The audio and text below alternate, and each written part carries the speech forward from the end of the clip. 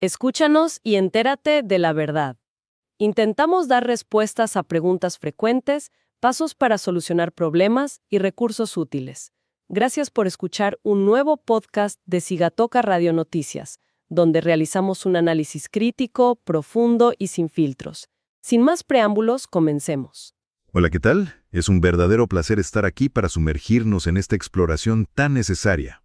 El placer es todo mío. Y mira, para arrancar con este análisis, quiero proponer un pequeño ejercicio mental para quienes nos escuchan hoy. A ver, adelante. Imaginemos por un momento una escena que lamentablemente fue el estándar en casi todo el mundo durante muchísimo tiempo. Tristemente, sí. O sea, una persona llama a la policía en medio de la noche porque está sufriendo violencia física, digamos, en su propia casa. Llegan las autoridades, se asoman a la puerta, ven que se trata de un conflicto conyugal y su respuesta automática es, no podemos intervenir, es un asunto privado, es un problema de pareja. Claro, la clásica excusa de que de la puerta para adentro el Estado no tiene jurisdicción. Tal cual. Y hace algunas décadas, pues la ley internacional estaba prácticamente de acuerdo con esa policía, ¿no?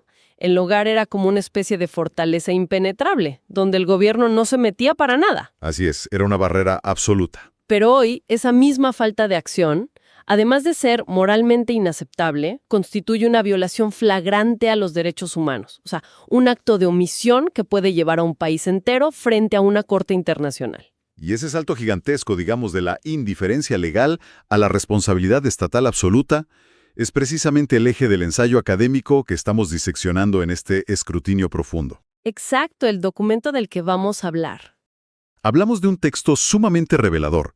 Se titula Sistemas Internacionales de Protección y fue escrito por el licenciado Carlos E. García, Z para la Universidad Nacional Abierta. Un documento bastante denso, pero fascinante. Totalmente. La misión de nuestra charla de hoy es observar cómo el derecho internacional de los derechos humanos maduró. O sea, dejó de ser un simple catálogo de buenas intenciones poéticas o promesas vacías en papel. Las clásicas leyes que suenan bonito pero no hacen nada. Exacto. Dejó eso atrás para convertirse en un sistema riguroso de obligaciones jurídicas reales y, lo más importante, exigibles a los gobiernos. Y todo esto con un enfoque quirúrgico en proteger a las poblaciones históricamente excluidas. Es que, de verdad, es un texto que nos obliga a cambiar los lentes con los que vemos las noticias todos los días. Porque habitualmente, cuando se habla de derechos humanos, no sé, en el imaginario colectivo suena a discursos lejanos en la sede de la ONU. Sí, a diplomáticos dándose la mano. Exactamente. Pero este ensayo nos demuestra que estamos hablando de engranajes legales muy reales, de mecanismos concretos que obligan a los gobiernos a actuar en nuestro día a día. Y para entender eso, antes de sumergirnos en cómo se protege a los grupos vulnerables específicos, tenemos que entender cómo han cambiado las reglas del juego para el Estado mismo. Claro, la base de todo. La definición de lo que hace a un gobierno responsable, digamos, sufrió una mutación radical. Y el ensayo nos lleva a una pieza jurídica que lo cambió absolutamente todo. Ah, te refieres a la Observación General del 2004, ¿verdad? Esa misma. La Observación General número 31 del Comité de Derechos Humanos.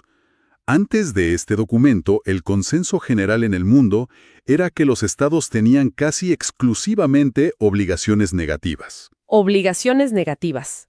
O sea, básicamente la obligación de quedarse quietos y no hacer daño de forma directa, ¿no? En esencia sí, esa era la idea. La premisa era que, mientras el Estado, a través de sus funcionarios, no estuviera torturando activamente a alguien, o censurando a la prensa por decreto, o haciendo leyes abiertamente discriminatorias, pues ya estaba cumpliendo con su deber. O sea, una visión súper pasiva. Totalmente. Era ver al Estado ideal como un vigilante pasivo que solo miraba de lejos. Pero la Observación 31 rompe ese molde por completo y establece que los estados tienen, de manera ineludible, obligaciones positivas. Que es un cambio de 180 grados. Así es, significa que el aparato gubernamental entero debe estructurarse y moverse de manera proactiva para garantizar que los derechos se puedan ejercer en la realidad, no solo en la teoría. Bien, desglosémoslo un poco para quienes nos escuchan. Porque pasar de no hacer daño a garantizar activamente los derechos, pues es un salto abismal, tanto en términos prácticos como de presupuesto estatal. Es un rediseño total del gobierno, ¿sí? A ver, pensemos en una analogía para visualizarlo mejor. Imaginemos que en el pasado el Estado era como un árbitro pasivo en un estadio de fútbol. Ok, me gusta la idea. Su única instrucción era no meterse a la cancha, no tropezar a los jugadores y, bueno, pitar solo si veía una falta demasiado obvia justo frente a sus ojos. Fuera de eso, si los jugadores se peleaban en la otra esquina, no era su problema. Exacto, él solo observaba su pedacito de pasto. Pero al adoptar estas obligaciones positivas que menciona el ensayo, a ese mismo Estado se le dice, oye, ya no eres un árbitro pasivo, ahora eres la agencia de seguridad integral de todo el estadio. Esa es la clave. La responsabilidad es sobre el entorno completo, no solo sobre la propia conducta del árbitro. Estoy de acuerdo con esa imagen. Tal cual. Como seguridad del estadio, tienes la obligación proactiva de revisar que las gradas no se caigan a pedazos, tienes que instalar cámaras, tienes que cachear a la gente en la entrada para prevenir que metan armas. Prevención activa. Y sobre todo, tienes que intervenir de inmediato si los espectadores en las gradas empiezan a atacarse entre sí. O sea, si hay una pelea brutal en la tribuna y los guardias de seguridad se quedan mirando de brazos cruzados diciendo, nosotros no empezamos la pelea, pues esa excusa ya no sirve. Ya no lo salva de la responsabilidad. Exacto. La agencia de seguridad es culpable por omisión, por permitir que ocurriera bajo su vigilancia. Y fíjate que esa inacción que describes dentro del ensayo y del derecho tiene un nombre jurídico muy específico. Es el concepto central aquí, la falta de debida diligencia. Debida diligencia, un término que suena por todos lados en el texto. Y con justa razón, es la revolución de la observación 31. La responsabilidad internacional de un país se activa no solo por la acción directa de un militar o un policía, sino por la omisión del Estado frente a violaciones cometidas por actores privados. ¡Wow! O sea, ¿ciudadanos comunes? Exactamente. Si un individuo común y corriente vulnera los derechos de otro y el Estado omitió su deber ineludible de prevenir, investigar, sancionar a ese individuo y ofrecer reparación a la víctima, el Estado entero es culpable ante el derecho internacional. La debida diligencia es el nuevo estándar. Me parece que ese estándar de debida diligencia, pues, elimina por completo el escondite histórico de la burocracia, ¿no? Esa vieja excusa de, no fuimos nosotros, fueron los particulares. Les quite esa máscara por completo. Y aplicando esta misma lógica de las obligaciones positivas, el ensayo del licenciado García avanza hacia un área donde, francamente, esta inacción estatal cobró millones de vidas durante siglos. Nos adentramos en cómo el Estado está obligado a intervenir para desmantelar la desigualdad de las mujeres. Un tema importantísimo en el análisis. Y aquí es donde entra en escena una convención histórica del año 1979, la CEDAW. La Convención sobre la Eliminación de todas las formas de discriminación contra la mujer. El autor la califica de hecho como el instrumento universal más exhaustivo en la materia. Y leyendo el alcance que tiene, vaya que lo es. Su ambición es gigantesca, porque no se conforma con exigir lo que los abogados llaman igualdad formal o igualdad de jure. La famosa igualdad de papel. Exacto, esa misma. Esa donde la Constitución dice en su primer artículo, todos los ciudadanos son iguales. Pero luego, al salir a la calle o buscar trabajo, la realidad te abofetea demostrando que las oportunidades son abismalmente distintas. Por eso mismo, la CEDAW exige ir más allá de ese papel para alcanzar lo que denominan igualdad sustantiva o igualdad de facto. Una igualdad de resultados en el mundo real, palpable. Y eso se logra con mandatos muy específicos, ¿verdad? Sí, no son simples sugerencias, son artículos precisos. Por ejemplo, los artículos 2 y 3 imponen a los estados la tarea de abolir leyes penales o civiles que tengan sesgos. Pero luego la Convención baja al terreno de lo cotidiano. Al día a día de las personas. Ahí es donde realmente se vive la desigualdad. Los artículos 11, 12 y 13 obligan a los estados a intervenir directamente en el mercado laboral y financiero. Exigen garantizar igual remuneración por trabajo de igual valor, prohibir que te despidan por estar embarazada y asegurar licencias de maternidad. Que es algo básico, pero que antes no existía. Y algo crucial, garantizar que las mujeres tengan el mismo acceso a créditos bancarios e hipotecas que los hombres, sin pedirle permiso a nadie. Es que claro, si lo piensas, sin independencia económica, pues todos los demás derechos civiles se vuelven casi inaccesibles. estás atrapada. Eres ciudadana de segunda clase en la práctica. Tal cual. Y mira, un detalle que me hizo detenerme en la lectura del ensayo fue el artículo 14. El texto lo subraya bastante porque está dedicado específicamente a las necesidades de la mujer rural. Sí, es un enfoque muy particular y necesario. Y no habla de conceptos filosóficos abstractos, no. Exige acceso a servicios hipertangibles. Te habla de tener electricidad, sistemas de saneamiento adecuados, acceso a crédito agrícola. Cosas materiales urgentes. Exactamente. Cuando un tratado internacional de derechos humanos se pone a hablar de cableado eléctrico y tuberías de agua, te das cuenta de que esta gente entendió todo. Entendieron que los derechos humanos no existen flotando en el vacío. Se construyen con infraestructura pura y dura. Es una lectura muy acertada. Y bueno, el artículo 15 cierra ese candado al asegurar la capacidad jurídica plena, idéntica a la del hombre. O sea, poder firmar un contrato sin un tutor. Exacto. Que una mujer pueda abrir un negocio, administrar sus propios bienes o firmar una escritura sin necesitar que su marido o su padre le firmen un papel dando permiso. Es, digamos, tejer una red de igualdad sustantiva real. Y reconoce realidades biológicas que no se pueden ignorar. Claro. Reconoce que la maternidad, por ejemplo, es una función social de la cual depende literalmente la supervivencia de la especie, y por lo tanto no se puede permitir que el mercado laboral penalice económicamente a las mujeres por ello. El Estado tiene que nivelar esa cancha. Bueno, aquí es donde se pone realmente interesante el debate. Y tengo que hacer un poco de abogada del diablo, porque me topé con algo en el análisis que me dejó pensando. A ver, cuéntame, ¿qué parte?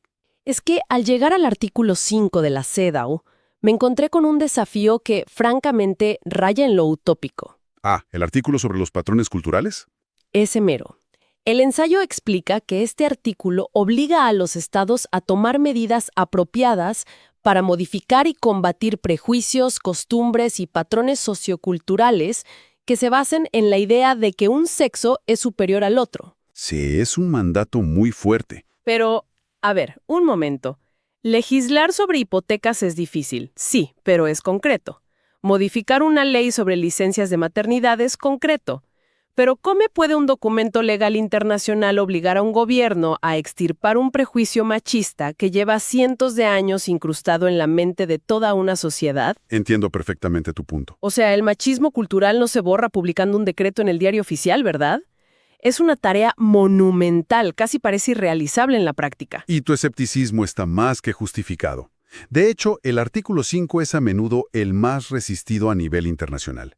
Pero el error, digamos, está en pensar que el tratado espera que el Estado cambie la cultura de la noche a la mañana por arte de magia. Entonces, ¿qué es lo que exige realmente? Lo que exige es que el Estado deje de ser cómplice en la reproducción de esa cultura machista, que utilice todas las herramientas a su disposición para desmantelar las estructuras formales que la alimentan. No cambias la mente de los individuos de un plumazo, pero sí intervienes en los vehículos de transmisión de esa cultura. A ver, ¿a qué te refieres exactamente con vehículos de transmisión? Te pongo un ejemplo claro. La educación es una responsabilidad estatal. El artículo 10 de la CEDAW obliga a la eliminación de los estereotipos de género en los libros de texto escolares. Ah, claro, lo que ven los niños todos los días. Exacto. Si el Ministerio de Educación imprime libros donde el científico, el médico y el presidente siempre están ilustrados como hombres, y las mujeres solo aparecen en los dibujos cocinando o cuidando niños, pues el Estado está usando dinero público para perpetuar una inferioridad imaginaria. ¡Wow! Viéndolo así tiene todo el sentido. El tratado obliga a limpiar eso. Obliga a invertir en campañas públicas, a promover la educación mixta y a capacitar a los jueces. Porque un funcionario judicial no puede redactar una sentencia basándose en ideas preconcebidas de cómo debería comportarse, entre comillas, una buena mujer. O sea, es entender que la discriminación está en el subsuelo de las instituciones y el gobierno tiene que agarrar la pala y excavar para sacarla, no solo quedarse mirando la superficie. Exactamente. Es un trabajo de excavación profunda. Y fíjate, la consecuencia de no excavar, de no desmantelar esos prejuicios estructurales a tiempo, es lo que nos lleva a la parte más oscura y urgente de este análisis, según el ensayo. La violencia. Así es, porque mientras la CEDAW ataca la discriminación en su etapa de formación, el ensayo nos introduce a un tratado que lidia con el síntoma más letal de esa enfermedad, la violencia de género. Nos referimos a la Convención de Belém do Pará, del año 1994. Un instrumento clave, de verdad. El licenciado García lo posiciona como el pilar absoluto del sistema interamericano en esta materia específica, ¿Y qué es lo que la hace tan especial en términos jurídicos? que marca un antes y un después en la historia del derecho por una razón muy particular. Define la violencia contra la mujer de forma oficial, categórica e irrefutable como una violación a los derechos humanos y una ofensa directa a la dignidad. Ya no es un delito menor. De un plumazo legal arranca a la violencia de género del cajón de los simples delitos comunes o pleitos aislados y la eleva a la categoría de crisis de derechos humanos de interés internacional. Y, leyendo el texto, hace una caracterización de esta violencia que me parece vital subrayar para quienes nos escuchan, porque rompe con un montón de estereotipos muy dañinos. Sí, desarma muchos mitos. Deja clarísimo que esta violencia es transversal. O sea, atraviesa sin distinción clases sociales, niveles educativos, razas y culturas. No es, digamos, un problema exclusivo de los sectores pobres, como a veces los medios intentan estigmatizar. Es un mal que está en todos los estratos, totalmente. Además, la Convención amplía el lente sobre lo que consideramos violencia. Ya no se limita solo a lo físico, a los golpes o las fracturas evidentes. Pone sobre la mesa, con el mismísimo peso legal, a la violencia psicológica. Que es igual de destructiva, o a veces más. Exacto. Reconoce que las amenazas, las humillaciones sistemáticas, aislar a la persona de su familia, la coacción financiera y hasta el control asfixiante que a veces disfrazan de celos, son manifestaciones de violencia sancionables, que destruyen por completo a la persona. Y lo fascinante aquí es cómo Belém do Pará derriba finalmente ese muro del que hablábamos al principio del programa. Destruye la doctrina legal no escrita, pero que estuvo arraigada por siglos, de que la violencia doméstica era un simple asunto privado o familiar. El famoso la ropa sucia se lava en casa. Exactamente. El tratado dice no. Establece que la violencia ocurre en la vida privada, dentro de la familia, sí, pero también ocurre en la esfera pública, en el trabajo, en los hospitales, y a veces es perpetrada por el mismo Estado. Y ahí entra otra vez la responsabilidad del gobierno. Realmente en responsabilidad internacional. Volvemos entonces a cruzarnos de frente con el concepto de debida diligencia de la observación 31, pero ahora aplicado específicamente al tema de la violencia. Todo se va conectando. O sea, si un fiscal desestima una denuncia por acoso argumentando que, pues no hay golpes visibles, o si un juez le da la custodia de los hijos a un agresor porque ignora por completo el contexto de la violencia psicológica. El Estado acaba de violar un tratado internacional. Así de simple. ¡Wow! Pero claro, para que todo esto no se quede en teoría bonita, el ensayo del licenciado García nos recuerda que hay mecanismos detrás de esta ley, que hay formas de morder, por así decirlo. Mencioné herramientas muy claras de supervisión. Efectivamente, porque un tratado sin alguien que vigile su cumplimiento es solo papel mojado. El ensayo destaca el MESEGVI. El mecanismo de seguimiento de la convención, ¿no? Ese mismo. Fue creado 10 años después, en 2004, para evaluar permanentemente qué están haciendo los gobiernos en la práctica. Pero más allá de esas evaluaciones periódicas de los comités, está el poder del sistema interamericano en sí. Te refieres a la Comisión y la Corte Interamericana de Derechos Humanos. Correcto. Estas instituciones tienen la capacidad real de recibir y tramitar peticiones y denuncias individuales de los ciudadanos. O sea que si el sistema de mi país me ignora, puedo ir más arriba. Así es. Si el sistema de justicia local le falla a una víctima por falta de debida diligencia, esa víctima tiene una vía internacional para demandar a su propio gobierno, obligarlo a reparar el daño y hasta forzarlo a cambiar sus leyes internas. Es un recurso poderosísimo.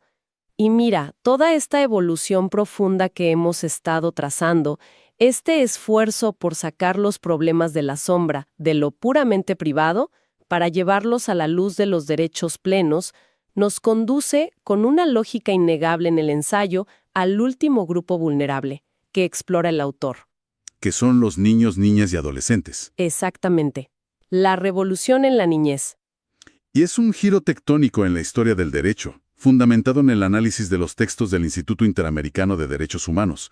Porque, históricamente, y hasta hace muy poco tiempo, la niñez estaba regida por un marco jurídico bastante sombrío. Ah, sí, la famosa doctrina de la situación irregular, que francamente el solo nombre ya suena a que estás criminalizando a alguien por el simple hecho de existir en circunstancias desfavorables. Es que, en la práctica, Eso es exactamente lo que hacía esa doctrina. ¿En serio? Sí, bajo ese marco legal antiguo, los niños no eran considerados ciudadanos. Eran vistos, digamos en el mejor de los casos, como objetos de caridad que había que proteger. Y en el peor de los casos, como propiedad casi absoluta de sus padres. O sea, no tenían autonomía alguna. Ninguna.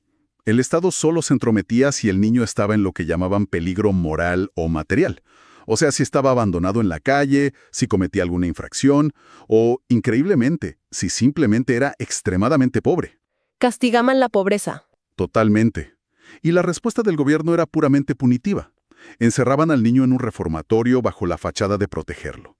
Básicamente, se castigaba la vulnerabilidad. Se les llamaba menores, una palabra que hoy los juristas modernos detestan.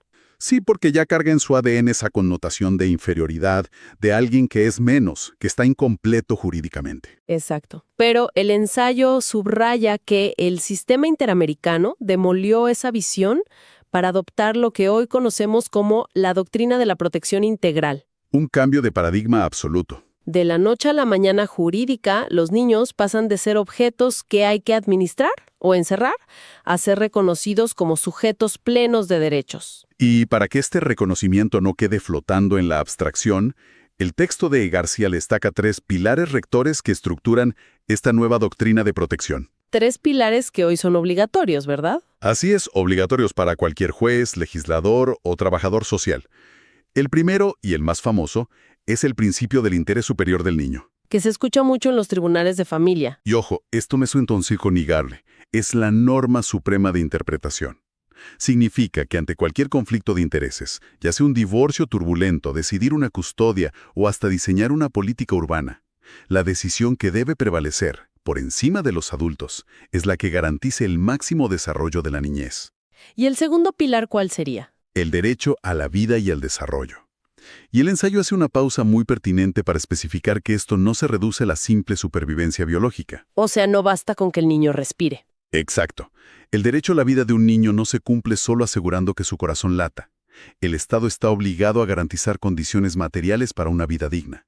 Salud preventiva real, educación de calidad y un nivel de vida adecuado. Y el tercer pilar, que para mí es el que verdaderamente rompe el molde cultural con el que crecimos, hablo del derecho a la participación. El sistema estatal está obligado a escuchar y, sobre todo, a tomar en cuenta en los procesos que les afecten. Obvio, graduando ese peso según su madurez. Les da una agencia que antes se les negaba por completo. Entonces, ¿qué significa todo esto en términos llanos para quienes nos escuchan? A mí me gusta visualizar esta transformación jurídica con una analogía. A ver, compártela. Es como si durante siglos la ley hubiera tratado a los niños de la misma manera que un viajero trata a su equipaje. El equipaje. Sí, el equipaje que los adultos recogen, mueven, suben a un tren y bajan a su total antojo, sin hacerle ninguna pregunta porque, pues, evidentemente, una maleta no opina. Es una imagen muy dura pero muy real de la doctrina antigua. Pero al adoptar la doctrina de la protección integral, la ley internacional se plantó y dijo, a ver, basta, ya no son equipaje, son pasajeros de pleno derecho en este viaje. Pasajeros con boleto propio. Exactamente, tienen su propio boleto. El Estado debe asegurarles un asiento con cinturón de seguridad y, por encima de todo, tienen voz propia para quejarse y ser escuchados si el piloto o los demás adultos los están llevando directo hacia un precipicio. Si conectamos esa analogía tan clara con el panorama general de todo lo que hemos analizado hoy en este ensayo, el hilo conductor salta a la vista y es irrebatible. Todo se une. Ya sea que hablemos de mujeres exigiendo al Estado desmantelar prejuicios para acceder a un crédito, o de víctimas de violencia reclamando que lo que pasa puertas adentro es asunto de derechos humanos, o de la niñez exigiendo no ser tratada como propiedad. La constante absoluta es el fin de la pasividad del Estado. Exactamente. El fin del Estado como un espectador. De hecho, el ensayo concluye introduciendo un concepto aún más exigente, la debida diligencia reforzada. Reforzada, o sea, un nivel más de exigencia. Así es. Cuando un Estado interactúa con poblaciones que enfrentan una vulnerabilidad histórica o estructural, su obligación de investigar y proteger no es estándar. Las Cortes Internacionales exigen que la acción del gobierno sea mucho más rápida, más exhaustiva y con un escrutinio implacable. Y para que ningún gobierno diga que las reglas no están claras, el ensayo enumera herramientas poderosísimas para hacer valer esta debida diligencia reforzada. Menciona, por ejemplo, el artículo 19 del Pacto de San José y cita un documento que, en lo personal, me parece una obra maestra de la jurisprudencia. ¿Te refieres a la opinión consultiva? Exacto, la OC 1702 de la Corte Interamericana de Derechos Humanos. Esta opinión, dictada en 2002, definió milimétricamente cuáles son los deberes del Estado frente al niño y su familia.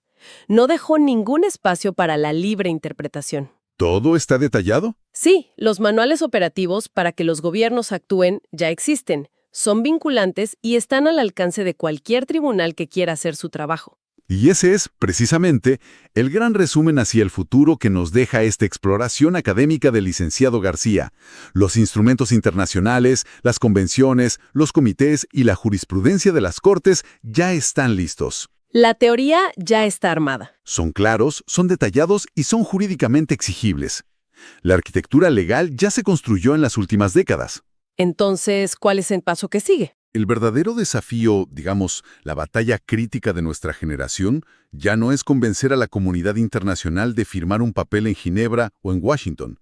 El desafío enorme es acortar esa gigantesca y dolorosa brecha que todavía persiste entre la letra viva de los tratados y la cruda realidad diaria. La realidad que te topas en la calle. Exacto. La realidad que enfrentan las personas en la ventanilla de un ministerio público, en la recepción de una comisaría cuando van a denunciar, o frente al estrado de los tribunales locales de nuestros propios países. Es una brecha tremenda, estoy de acuerdo. Y es una brecha que nos involucra absolutamente a todos, no es un problema exclusivo de los abogados o de los jueces. Todos somos parte del sistema. Totalmente. Al desempacar hoy toda esta información y comprender que el silencio y la inacción ahora son fuentes de responsabilidad internacional para los gobiernos, pues queda flotando una pregunta profunda para quienes nos escuchan hoy. Una pregunta para llevarse a casa. Exacto. Algo para masticar y reflexionar mientras retoman sus actividades. Si hemos establecido y aceptado jurídicamente que los estados ahora son legalmente culpables por sus omisiones frente a la violencia y la discriminación que cometen los particulares, ¿hasta qué punto la indiferencia silenciosa de una sociedad entera ante la desigualdad convierte a cada ciudadano que voltea la mirada en cómplice directo de esa misma omisión estatal? ¡Wow! Es una idea incómoda, sin duda, pero nos invita a reevaluar urgentemente el peso de nuestras propias acciones y nuestros silencios en la vida cotidiana. Así es. ¿Tienes alguna pregunta o sugerencia sobre este tema? Compártela en los comentarios. Ayúdanos a llegar a más personas. Comparte este tema en tus redes sociales. No te quedes fuera. Suscríbete ahora y únete a nuestra comunidad para más contenido. Un me gusta nos ayuda mucho a saber qué tipo de contenido te gusta más. Gracias por habernos acompañado. Hasta la próxima emisión.